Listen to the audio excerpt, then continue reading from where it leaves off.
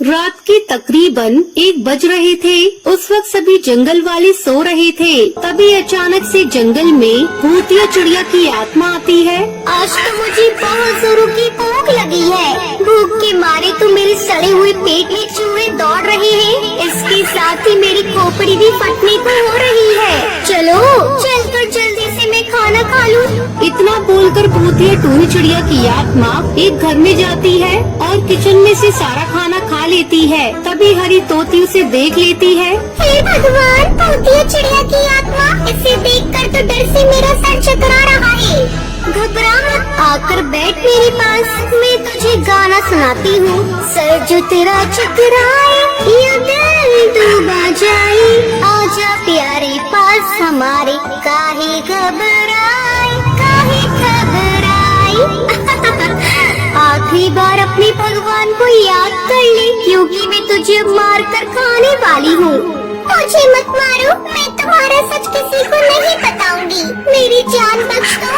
तभी भूतिया टूनी चिड़िया की आत्मा हरी तोती को मार देती है। ऐसे ही हर रात भूतिया टूनी चिड़िया की आत्मा आती और पक्षियों को खाना खाती। लेकिन एक रात भूतिया चिड़िया की आत्मा किचन में खाना ढूंढने लगती है, पर उसे वहाँ खाने के लिए कुछ भी नहीं मिलता। अरे ये क्या, इन पक्षियों ने मेरे खाने के लिए किचन में कुछ भी नहीं रखा है। अरे भैया, अब मैं क्या खाऊंगी? आज तो मेरे पेट में भूख के मारे बहुत जोरों का दर्द हो रहा है। चलो आज पक्षियों को खाया जाए। तभी भूतिया टूनी चिड़िया की आत्मा को कालू और टुन्नू चिड़ा दिखाई देते हैं। वो उन्हें मारने जाती है। तभी हमें छोड़ दो, हमने तुम्हारा क्या बिगाड़ा है? भूतिया टूनी चिड़िया की आत्मा उनकी एक भी नहीं सुनती और उन दोनों को मारकर खा जाती है। अगले दिन सुबह फिर से जंगल वालों को 2 पक्षियों की आधी खाई हुई लाश मिलती है, जिसे देखकर वो पक्षी डर जाते हैं और आपस में बातें करने लगते हैं। पता नहीं हमारे जंगल को क्या हो गया है, अचानक से जंगल में पक्षियों की मौत होने लग गई है। सिर्फ मौत ही नहीं, बल्कि हम पक्षी जो अपने घरों में खाना पकाती है, वो भी अपने आप गायब हो रहा है। मुझे तो लगता है कोई आत्मा या भूत का चक्कर है। हमें बाबा से मदद मांगनी होगी। ये कहकर सब पक्षी बाबा के पास जाते हैं और उसे अपनी समस्या के बारे में बताते हैं। बाबा उनके साथ जंगल आता है और मंत्रों को उच्चारण करने लगता है। भूतिया टूनी चिड़िया की आत्मा वहाँ पर आ जाती है। भूतिया चिड़िया की आत्मा, कौन है तू? और इस जंगल के पक्षियों को कौन मार रहा है? और उनका खाना कौन चोरी करता है? हाँ, मैं ही हूँ और मैं ही इन पक्षियों का खाना चुरा कर खा रही हूँ। और जब मुझे खाना नहीं मिलता, तब मैं पक्षियों को ही खा जाती हूँ। और इस वक्त मुझे बहुत जोरों की भूख लगी है। अगर मुझे इस वक्त खाना नहीं मिला तो मैं तुझे भी मार कर खा जाऊंगी। मुझे जल्दी खाना ला कर दो। मैं तुझे खाना ला कर दूंगा, लेकिन उससे पहले तू मुझे ये बता कि तू भूतिया चिड़िया की आत्मा कैसे बनी और क्यों तू इन पक्षियों का खाना चुरा कर खा रही है? मेरा नाम टूनी था और मैं इसी जंगल में ही अपने पति बंटी और सास बबली के साथ रहा करती थी। एक दिन मेरी सास मेरे पास आकर मुझसे कहती है, सुन बहू, कल घर पर कुछ मेहमान आने वाले हैं, तो तुम ढेर सारा खाना बना लेना और जब तक वो खाना खाकर न चले जाएं, तब तक तुम खाने को हाथ भी मत लगाना। अगले दिन टूनी बहुत सारा खाना बनाकर रख देती है और मेहमानों के आने का इंतजार करने लगती है कि तभी उसे बहुत तेज भूख लगती है। जब तक मेहमान नहीं आए हैं तो क्यों ना मैं छुपकर थोड़ा सा खाना खा लूं, इससे किसी को पता भी नहीं चलेगा। जिसके बाद टूनी भूख के मारे सारा खाना खा लेती है। तभी वहाँ पर टूनी की सास आ जाती है। ये क्या किया तूने बहू? अब मैं मेहमानों को क्या खिलाऊंगी? मेरे तो भाग्य ही फूट गए थे जो मैं इस मोटी पेटू बहू को घर ले आई। मुझे माफ कर दो माँ जी, मैं क्या करूँ? मुझे शुरू से ही ज्यादा खाना खाने की आदत है। थोड़ी सी खाने से मेरा पेट नहीं भरता, लेकिन मेरी सास और मेरे पति ने मेरी एक नहीं सुनी और मुझे फांसी से लगाकर मार दिया। जब से मैं भूतिया चिड़िया की आत्मा बन गई और पक्षियों का खाना खाने लगी, अब मैं तुझे भी खा जाऊंगी बाबा। ये सुनकर बाबा उसके ऊपर पवित्र गंगा जल छिड़क देता है, जिससे वो वहीं जलकर भस्म हो जाती है और जंगल वाले उस पेटू भूतिया चिड़िया की आत्मा से मुक्त हो जाते हैं। कालू नाम का एक कौआ रात के 3 बजे ऑटो चला रहा था, तभी उसकी बीवी का फोन आता है। रात के 3 बज चुके हैं, आप घर कब आएंगे? मैं बस घर ही आ रहा हूँ, तुम मेरी फिक्र मत करो और सो जाओ। इतना बोलकर कालू कौआ अपना ऑटो चालू करता है और अपने घर के लिए रवाना हो जाता है। तभी रास्ते में उसे रोड पर घायल अवस्था में एक चिड़िया मिलती है, जो ऑटो रोकने के लिए बोल रही होती है। अरे बहन, तुम्हें तो बहुत चोट लगी है और तुम्हारे सर से तो खून बह रहा है। तुम मुझे बताओ तुम्हें कहाँ जाना है? तुम्हारे घर छोड़ दूंगा, मेरे रिक्शे में बैठ जाओ। जहाँ मैं बोलूँगी वहाँ छोड़ोगे?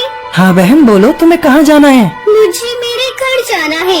इतना सुनकर कालू उस भूतिया चिड़िया की आत्मा को अपनी ऑटो में बिठा लेता है। बहन अपने घर का पता बताओ ताकि मैं तुम्हें तुम्हारे सही पते पर छोड़ सकूं। अगर मैंने तुम्हें अपना सही पता बता दिया तो तुम तो डर कर थम जाओगे, इसलिए जैसे जैसे मैं तुम्हें रास्ता बताती जा रही हूँ तुम वैसे वैसे चलो। कालू भूतिया चिड़िया की आत्मा की बात तो मान जाता है, परंतु उसकी ऐसी अजीब बातें सुनकर वो थोड़ा हैरान होता है। अब जैसे जैसे भूतिया चिड़िया की आत्मा उसे अपना रास्ता बताती जाती है, वैसे वैसे वो अपना ऑटो लेकर चलाता जाता है। कुछ देर बाद कालू कौवे कब्रिस्तान के पास पहुंच जाता है। बहन ये तो कब्रिस्तान है, तुम्हारा घर यहाँ है? यही मेरा घर है और यहाँ के मुर्दा पक्षी मेरा परिवार। इतना बोलकर भूतिया टूनी चिड़िया की आत्मा जोर जोर से हंसने लगती है और अपने असली रूप में आ जाती है। ये देखकर कालू बहुत डर जाता है।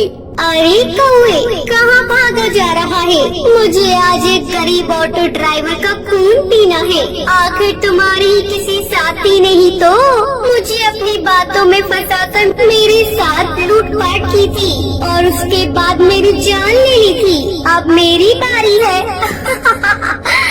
कालू कौवे ये बात सुनकर अपना ऑटो रिक्शा लेकर वहाँ से भागने लगता है कि तभी तेज हवाएं चलती हैं। वो भूतिया टोनी चिड़िया की आत्मा उसके सामने आती है और उसे जान से मार देती है और वो कालू कौवे का रूप लेकर उसका ऑटो लेकर रेलवे स्टेशन पर चली जाती है और सवारी का इंतजार करने लगती है। तभी एक ऑटो रिक्शा वाला हरी तोता उसके पास आकर उससे बोलता है, अरे क्या कालू भाई, तुम थकते नहीं हो क्या? नाइट शिफ्ट भी करते हो और डे शिफ्ट भी, आखिर तुम इतनी मेहनत क्यों करते हो? अपना पेट भरने के लिए। तुझे उससे क्या मतलब? उसकी ऐसी भयंकर आवाज सुनकर हरी तोता को उस पर शक हो जाता है और वो अपने ऑटो में बैठकर उस पर नजर रखता है। तभी भूतिया टोनी चिड़िया की आत्मा अपने ऑटो में कबूतरी को बिठाकर ले जाती है। तभी अरे बेटा, तुम मुझे कहाँ ले जा रही हो? मेरा घर तो पीछे ही रह गया। हो सके तो बढ़िया, चुपचाप ऑटो में बैठी रह। मैं तुझे तेरे असली घर ले जा रही हूँ, जहाँ से तू कभी वापस नहीं आ सकेगी।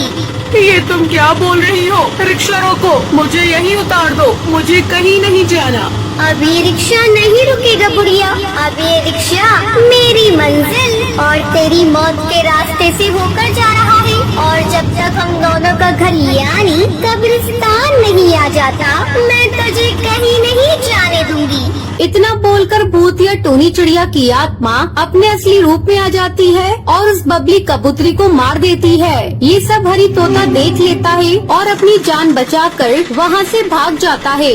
अरे बाप रे, ये तो एक खतरनाक भूतिया चिड़िया की आत्मा है। मुझे जल्दी से ये बात कालू कौवे की बीवी को बतानी होगी। इस तरह से हरी तोता अपना ऑटो सीधा कालू के घर जाकर रोकता है और उसकी बीवी टुनटुनी को सारी बात बताता है। जिसके बाद वो टुनटुनी के साथ पुलिस स्टेशन जाता है और उसे सारी बात पुलिस वाले को बताता है। जिसके बाद पुलिस वाले एक तांत्रिक बाबा को उस कब्रिस्तान में ले जाते हैं। ये भूतिया टोनी चिड़िया की आत्मा बहुत ही खतरनाक है और ये अब आजाद हो चुकी है। कुछ साल पहले किसी ऑटो वाले ने इसके साथ बदतमीजी की थी और लूटपाट करके इसे मार दिया था। बस तब से ये भूतिया टोनी चिड़िया की आत्मा बन चुकी है। बाबा अब आप ही कुछ कर सकते हैं। उससे पहले वो भूतिया चिड़िया की आत्मा यहाँ आकर हम सभी को मारे, आप कुछ कीजिए। तांत्रिक बाबा अपने मंत्रों को पढ़कर भूतिया टोनी चिड़िया की आत्मा को वहाँ पर बुलाते हैं तुम्हारे साथ बहुत गलत हुआ था, परंतु तुम दूसरे पक्षियों के साथ गलत ना करो, इसलिए मैं तुम्हें रिक्शे के साथ कैद कर रहा हूँ, क्योंकि इस रिक्शे के जरिए तुम पक्षियों की जान लेती हो। मुझे कैद करना ही कर ले, पर मेरी एक बात याद रखना, मैं एक बार फिर आजाद होंगी, और इस बार जब मैं आजाद होंगी तो पहले से भी ज्यादा शक्तिशाली बनकर आऊंगी और अपना ऑटो लेकर तेरी जान लूंगी। इतना बोलकर भूतिया चिड़िया की आत्मा जोर जोर से हंसने लगती है और बाबा अपनी तांत्रिक शक्तियों से उस भूतिया चिड़िया की आत्मा को अपने वश में कर लेता है और उसे ऑटो में कैद कर देता है, जिसके बाद उस ऑटो को उसी कब्रिस्तान पर ही खड़ा कर देता है।